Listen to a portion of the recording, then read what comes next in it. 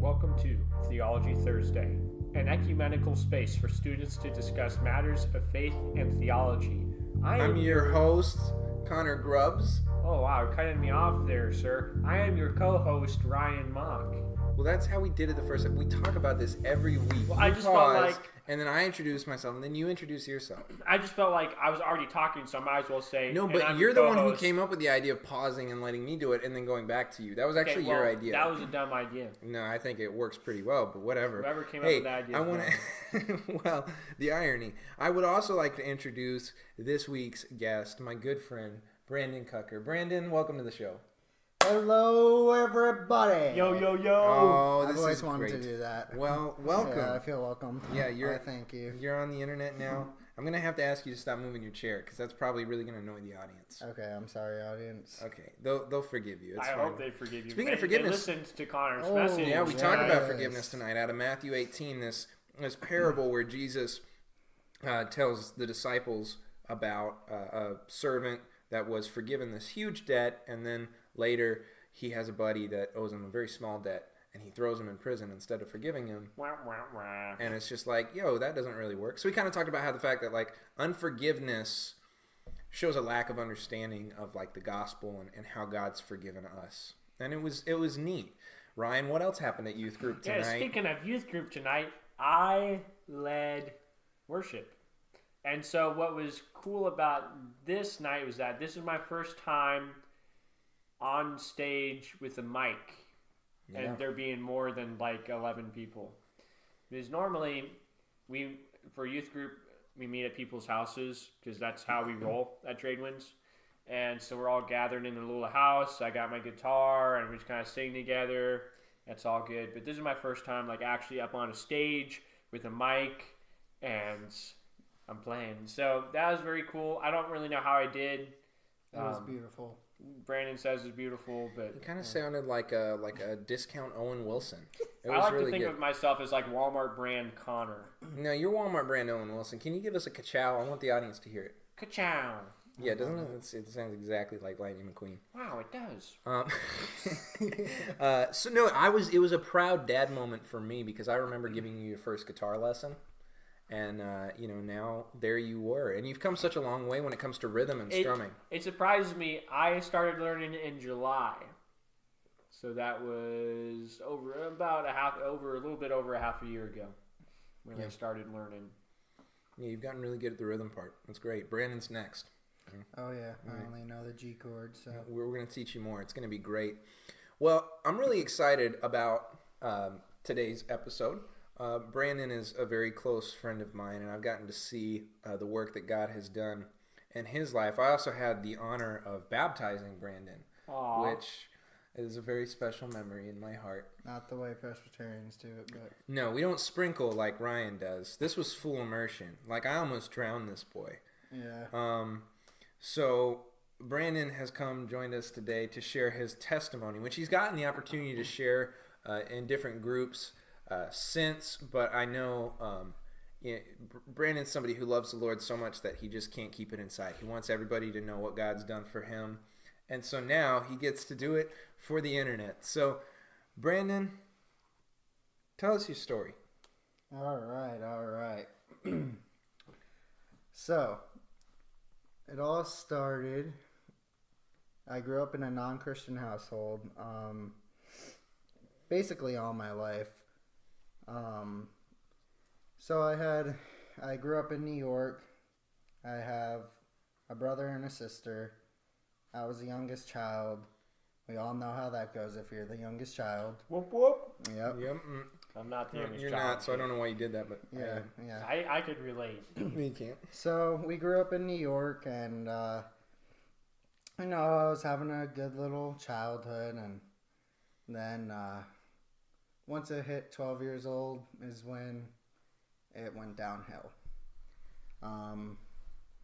So my parents divorced when I was 12 years old, and that came on depression and then anxiety, and I just struggled with that from age 12 to 21. So I just overcame it. I'm 21 now, and I was saved. I was saved in September. So, Whoop whoop. I'll give a whoop whoop for that one. thank How about a you. ya eat? Yeah, eat. So, yep, I grew up with depression, anxiety since I was 12, and I got severely bullied in high school. I was always the outcast, and I never had any friends. And to me, it just brought me in a really dark place. And then once I hit around freshman year, I started football. My brother thought it would be a good idea for me to stop playing soccer and go play football. So I did. Real man sport. Yeah. So I did, and I enjoyed it, but that's when I became popular. I got friends, I took advantage of that, and I kind of used friends to cover my depression, my anxiety, and so I went from around some A's, but mostly B's, to about D's and F's. I didn't care about my school. I was just partying all the time, partying on weekends, looking forward to what girl was going to wear my jersey on Friday night football games, and what alcohol I was going to buy for the weekend, for what party I wanted to go to. No, not all. And then I just kept partying. Why are you looking at me like that? Ryan, stop. I'm just consumed in the story. Stop. Okay, you've heard the story many times. That is true. So I was just partying and didn't care about anything, didn't care about life. I was just sucked in the partying life. And then it was around sophomore year, junior year. No, it was junior year. Going into senior year, I came down to Florida. So you can picture what that's like, going from a town with 300 kids in the whole high school from 7th through 12th grade to going to a large high school that graduating class is like 600 kids. So when you were in New York, you were in rural New York? I was up in Sullivan, Highland County along Delaware River. Okay. Yeah. So, yeah, so you kind of threw me off guard there. But You moved. And then switching from a small school to a big there school. we go. Switching from a small school to a big school was very difficult for me, especially I didn't know anybody. The only person I knew in the whole high school was my cousin. So it was a tough time for me. Depression, anxiety came back and hit me harder than ever. And so I had no one, and I was just very depressed. And I'm like, why am I here? And then someone very close to my family introduced us to Christianity. He showed us the wrong teachings and taught us things that weren't right, and always tried to put us down and shame us for things. Used to force me to go to church when I didn't want to go to church. I hated it. Thought it was very dumb and boring. Didn't want to listen to anything. And then there'd be times like he would lock me in the car and make me tell him 5 things I learned about in church, and it was just an awful relationship. And then anyway, so they kind of disowned our family and said they're not going to associate with sinners, which makes no sense. But anyway, so then they moved away, and so I'm around senior year, start working, and then I find some friends, and then I start partying again.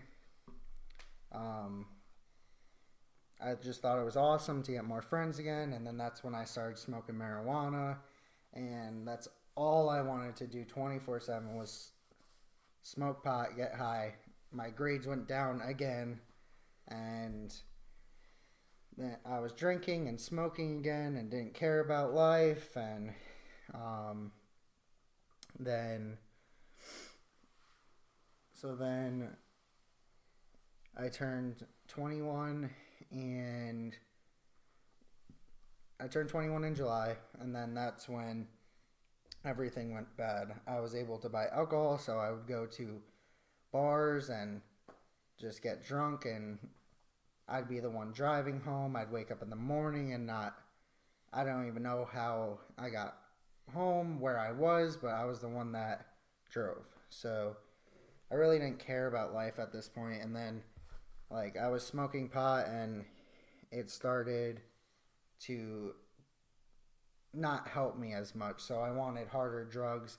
Thank the Lord I didn't go to harder drugs. I just stuck with alcohol and marijuana. So then one night I was like thinking, like, I was just thinking inside my head, like, I'm not good enough for anything.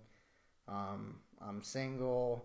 I have nothing to look forward in life but smoking pot and doing all this bad stuff. And so then one night I was like, you know what? This is it. I'm going to take my life. I'm going to kill myself. I don't want to be here.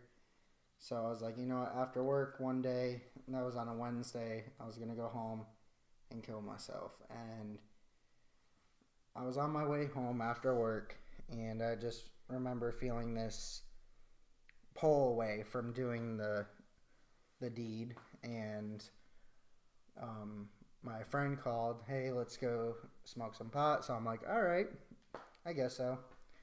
So that took my mind off of killing myself, because I was like, I was so lost, and I was very lonely. And when that person reached out to me, I was very thankful and happy that someone reached out to me. And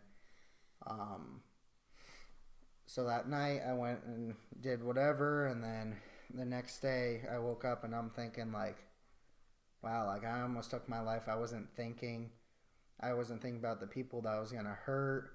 I wasn't thinking where I'm going to go or whatever. I believed that there was a God, but I didn't believe, like, I just believed that God created us, but I didn't know anything or believe in anything beyond that. So then it was on a Thursday. I was like, in the morning on my way to work, I'm like, you know what, if this prayer thing that works for all my friends, and my mom and my stepdad, they're Christians now, and I'm just thinking, like, if this prayer thing actually works, like, show me. So I remember I was praying, and on my way to work, didn't get any sign all day, working. Like, okay, I'm not getting any sign. I'm just going to go back to the same old depressed kid, wanting to do drugs and stuff, and eventually probably move on to harder things. And then this one guy at my job got really angry because one of the cooks messed up a steak. So he's like screaming at me, like, you're going to hell.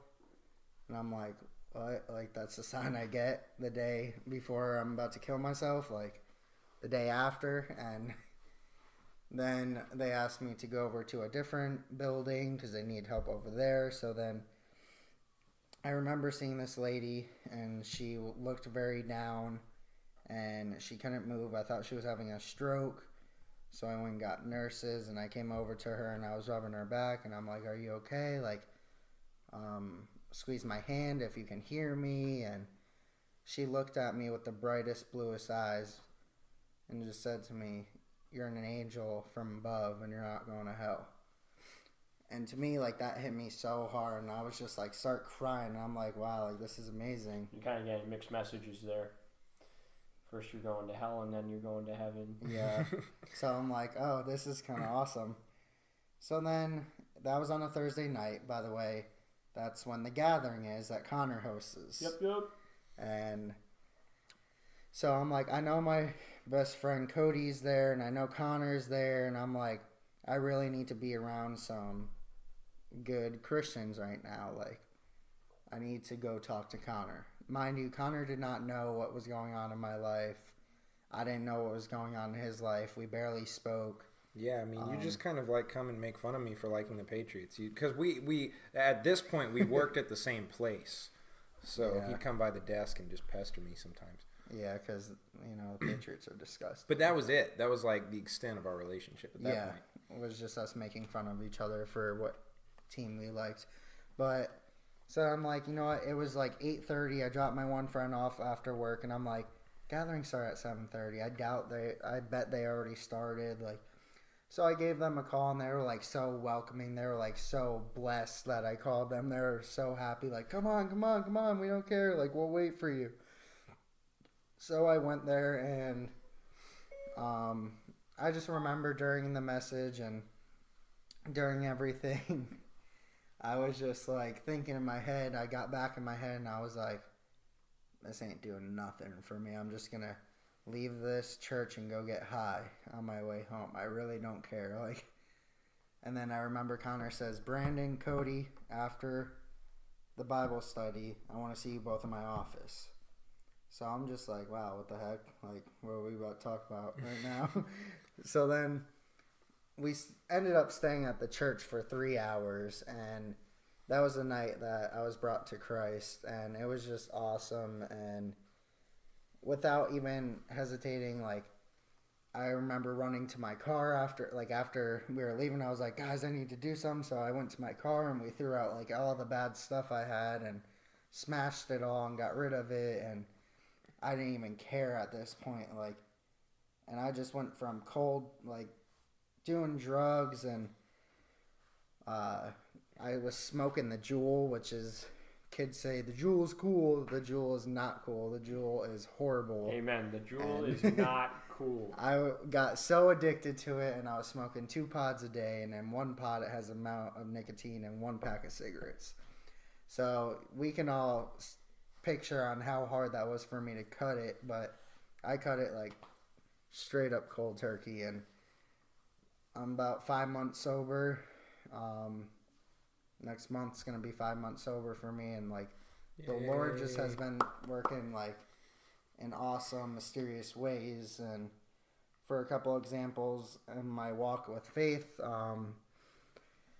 so about like a week into after I was saved, like I was just serving so much with the church, trying to get involved, so it took my mind off of like drugs and stuff. And so I was just so happy, had a heart of gold to serve. I was so stoked, just wanted to tell everyone my story, and it was just amazing to me. Like days after being saved from doing all this bad stuff, like people were like so touched by my story, and I'm like, wow, this is awesome. So literally, it was like night and day. Like, this is a different Brandon. Yeah. Like, no, I mean overnight. That's incredible. Like everyone saw the difference. Like, I was such a brat. Like, I was so stubborn. I didn't care about life. Like, I was so angry all the time. And like, then the next day I came to work, everyone was like, what the heck? What happened to you? And I'm like, I love Jesus. Like, but I remember, so we had this prayer group in the mornings on Mondays, and we used to pray for my school in the mornings on Mondays. And after, this one guy was like, all right, let's go to Burger King. I'm going to buy everyone breakfast. And I was like, whoa, this is dope. Like, so then we went and got breakfast, and I remember like, so I don't eat ketchup on my hash browns. I just think that's the nastiest thing ever. Yeah, I agree. Yeah, for some reason, I was like, you know what? I really want some ketchup with these hash browns. It's just the spirit Spirit was moving. Yeah, like, so then I stand up, and I'm walking over to the ketchup, and I see this guy, and he has like this pain in his eyes. I can just see, and I'm like, this guy just looks like he's going through a lot. So I was like, you know what? Usually I'd be like, what are you looking at? Like, stop looking at me. Like, I went right over to him and talked to him. It turns out that he is homeless, and he was very hungry and short on his meal. So, like, I didn't even care. I was like, dude, get up. I'm going to go feed you. So I gave the lady my car and was like, here, let this man, like, feed this man. Get him anything he wants. So, mind you, I didn't even get the ketchup. That's just how weird it was. Like, it just all worked the like ketchup that. was a vehicle by which you were able to bless somebody else's life. Yes. So if the Lord tells you to get some ketchup, you better get some ketchup. you go do it. That's right. But anyway, so I get this guy food, and he eats the food for there, and he goes and sits down, and I'm going to tell my prayer group, like, this amazing thing. Well, actually, I forgot. I prayed for this guy. He said, God bless you. Like, he started crying. And I was like, can I pray for you? So he let me pray for him. And then he got the food for there. I went back to the table. And I was like, let me invite this guy over to us. Like, I feel like he really needs it. Literally 40 seconds later, I saw him sitting down. And he was just about to eat. And then 40 seconds later, I go back over to him. He's gone. Just straight up gone. I remember poking my head out the door, like looking for him. He wasn't there. I was walking around the restaurant. I went in the bathroom. He was gone. I'm like, wow, this is weird. That is weird. That I've told you this before, but I'll do this for the audience. That reminds me of a Bible verse About entertaining angels. Yeah. There's an old Newsboys song about that. It's real catchy. Yeah, I'll read you. Oh, yeah, I typed in entertaining angels in Google, and that's what came up. Yeah, I'll listen to it later. It's a fun song. Oh, yeah, Hebrews chapter 13, verse 2. Do not forget to show hospitality to strangers, for by so doing, some people have shown hospitality to angels without knowing it. Would you look at that? Not saying that this person was an angel, although... But he could have been. It could have been. Could have been. You never know. That's a good example. But his name was Reggie, so continue to pray for Reggie. Yeah, wherever Reggie is. And I think the flip side of that is if somebody cuts you off and you decide to flick them off, you could be flicking an angel off. So be careful. That is true. It goes both ways. And then another thing was so my brother was just struggling with a lot of things, and I just remember praying for my brother a lot and praying for my whole family. And then I was just like, Lord, like, save my brother. Like, I can't wait for him to come down to Florida so I can talk to him. And like, I love my brother so much and I want to see the best for him. And literally the next day, I was praying that in my bed, ready to go to sleep. The next day, I'm at work. My mom calls me up and she's like, you'll never guess what happened. Andrew just called me. Like, he got saved. Like, I was like, what? Like, this is so dope. But so your brother getting saved, was there any correlation between him getting saved and you getting saved? Like, did he hear about you getting saved and that? I don't think so. So you never told him? I don't think I told him at that point. So I think my mom told him on the phone, like when he called. So really, there are two completely unrelated events. Yeah, he lives in a complete different state. That's crazy. That's a crazy story. That's awesome. So I just remember, I'm like, you know what? He's new to this. Let me start. Like, let me send him stuff. Let me help him with it. Like, I called him up, and he was just so thankful. Like, and I was just sending him songs and verses and where to start, and it was just awesome. And the Lord just been working in my life in a bunch of ways, and I would never think that I would be here to do all this stuff, and like, I'm getting called to do mission work, and I've always been called to help people. I love helping people, and I actually help Ryan out with his youth group on Sundays. Yes. And I love them. And Brandon they are literally my kids. Brandon is my right-hand man. Like, yes. I couldn't do it without Brandon. I love the kids, and it was just awesome. We took them on their very first retreat to Lake Aurora. Yes. Represent. Woo, woo. Whoop, whoop. And it was just awesome. And I'm just, like, very blessed that the Lord put these two gentlemen in my life to be able to go out there and evangelize together and be cringy and cringy for the Lord. Yes, we are the most cringiest guys you'll meet. Just like I told kids at the camp this weekend, as I was leading their activities, they're like, "Wow, you're a very cringy guy," and I'm like, "Yes, I am, and you guys are gonna love me." You have to embrace it. Embrace the cringe. Yeah. So that's my story, and I just wanted to put out there, anyone that's going through any tough time right now in life, just know that you are loved unconditionally by our most powerful Father, and anyone out there can reach out to me. You can message me on Facebook.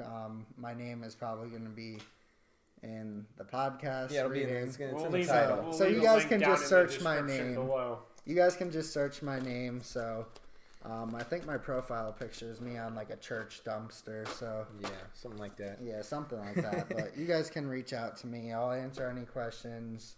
So love you guys. Thank you for having me. Well, Brandon, thank you for sharing your story. Just a few things that stick out about it to me that I think we can like take away from it. And of course, I'm sure like other things stuck out to other people depending on where they're at in life right now. Yeah. But one thing that I think is there in everybody's testimony is just the fact that this world like will leave you empty. Like you can turn to other things to try and like fill your heart, whether it's relationships or substances or whatever. But it always falls flat. The other thing that I think is maybe more unique to your testimony, because I haven't heard this in every testimony, but is don't discount Christianity because of false teachers. There are people who claim to be Christians who are going to throw things at you and pitch Christianity in such a light that makes it look bad. But go to the scriptures and figure out what Jesus' teachings are for yourself. Yeah. Rather than just taking other people at their word. Because there's a lot of false teachers out there. The Bible warns us about that. Yeah. And I know that's something that was kind of a hindrance for you, is like, if that's what Christianity is, I don't want anything to do with it. Yeah. And then later on, you got to discover what Jesus is really about, which is awesome.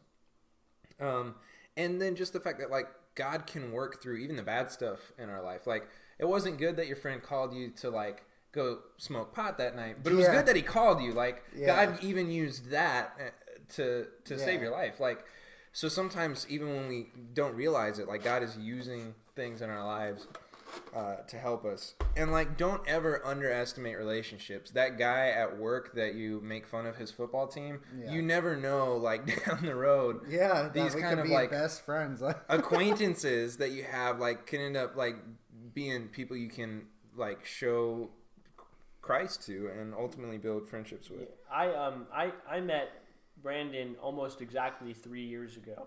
Almost 4 years ago. 3, because I started working when I was 16. I met you at school, but you never recognized me. I probably didn't recognize you, but I really recognize. I really like.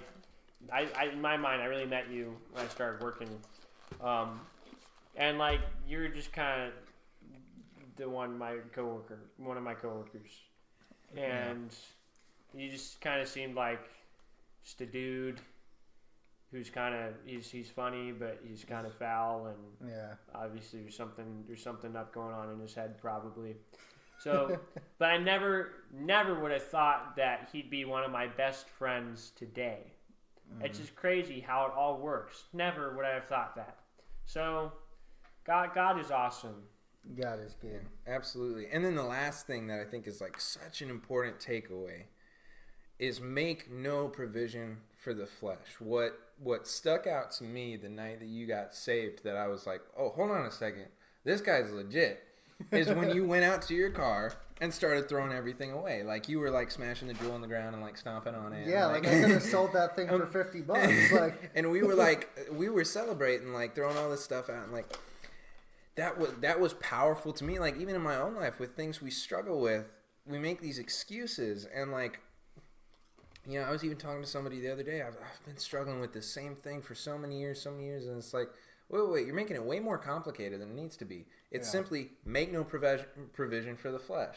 If you keep going back to a toxic relationship, block the person. Don't talk to them anymore. If you are doing drugs, throw it away. You know, whatever it is, you know, cut it out. Like, I'm not saying it's easy. Yeah, it's beyond easy.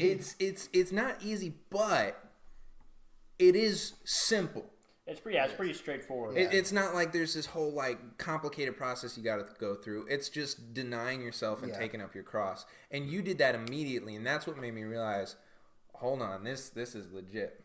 Yeah, and like when I was first saved, like me, you, and Cody hung out every single day for like 3 weeks. Like, we literally like were with each other every single day, and like we would just sleep at Cody's house. Like, it was good, but it was very bad at the same time, because then we started like getting angry at each other because we're like, all right, I'm seeing you too much. Like, too much Brandon. Well, it was partly that, and it was partly nicotine withdrawal. Yeah. Oh yeah. Because Cody quit. nicotine too at the time. Oh, it was hilarious sitting with y'all in like McDonald's and stuff, and you just acting like two grumpy old men. I act like a grumpy old man all the time anyway, so it was just a bad it was combo. awful. No, but it's like it's good memories. It's fun to look back on that and just see like what God has done. Yeah. And the church that I was working at the time, I didn't really accomplish what I was hired to do. I didn't really accomplish the task that I was set out to do. But the thing that makes me look back on my time there and not regret it is the fact that at that church you were saved and baptized. And if that's the only reason that God had me there, then it was worth it. Yeet. Yes. So this is like such an important, for me, as I do ministry, I'm always going to be able to look back at this and not even look back, like look currently at what God is doing in your life and be like, oh, this is why. And I was talking to somebody about this today. Your why motivates your what. Your why motivates your how. If you don't know your why, you're going to give up. Yeah. And for me, your story is my why. Aww. So when I do ministry and it doesn't seem like there's any fruit and it seems like, oh man, I just want to give up, I look at you and I'm like, no, this is why I do it.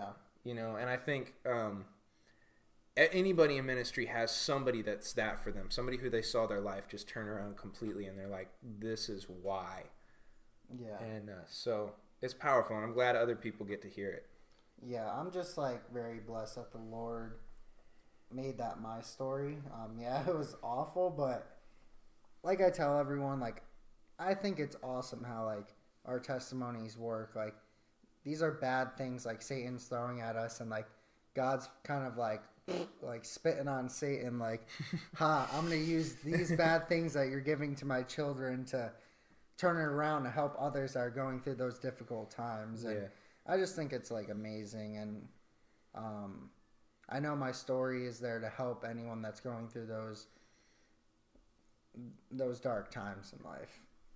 Absolutely. And I'm just blessed to be able to share it on here and share it to anyone out there, and especially like the youth, because at such a young age I went through a lot, so I can help out a lot, and God's just good.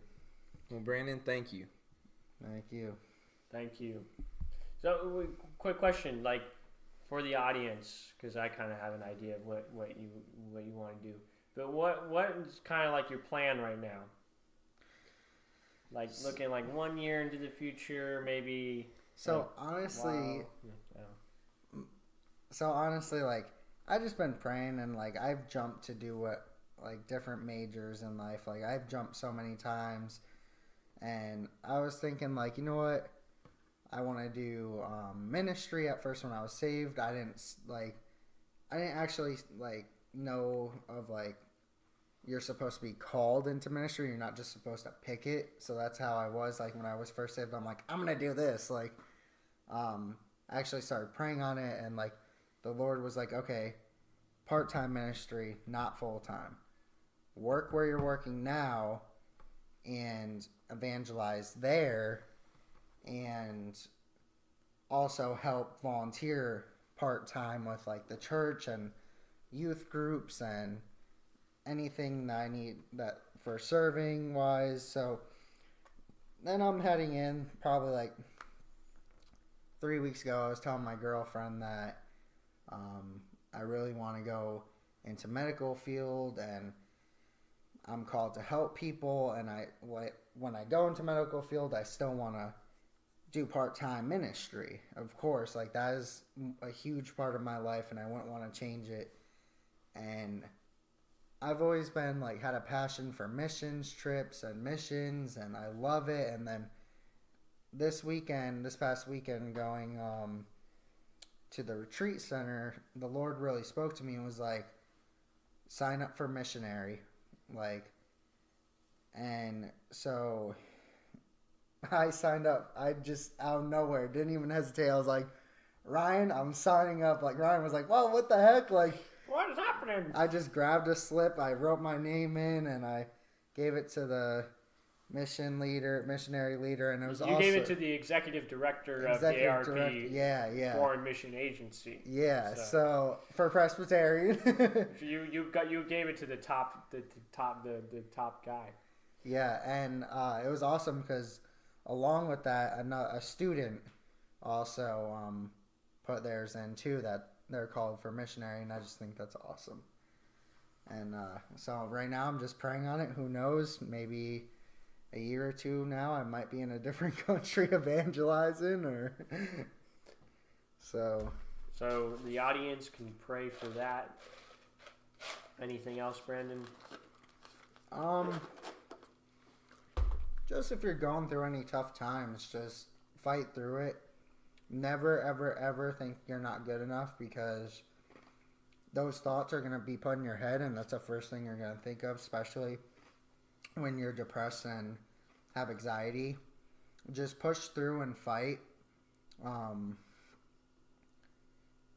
Your life might look really rough now, but you can also think what it's going to look like a couple weeks, months, years from now.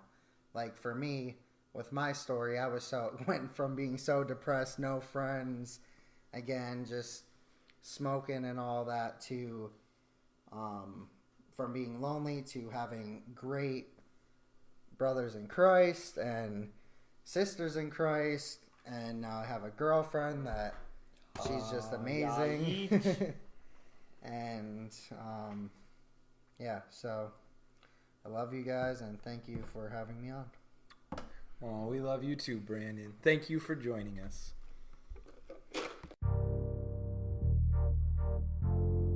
As always, thank you for listening to Theology Thursday. You can find old episodes on iTunes, Spotify, Apple Podcasts, the Google Play Store, YouTube, and Podbean. You can send questions that you want us to answer on the show to theologythursdaypodcast@gmail.com, and you can also find us on Instagram and Facebook. We hope to have you back next Thursday.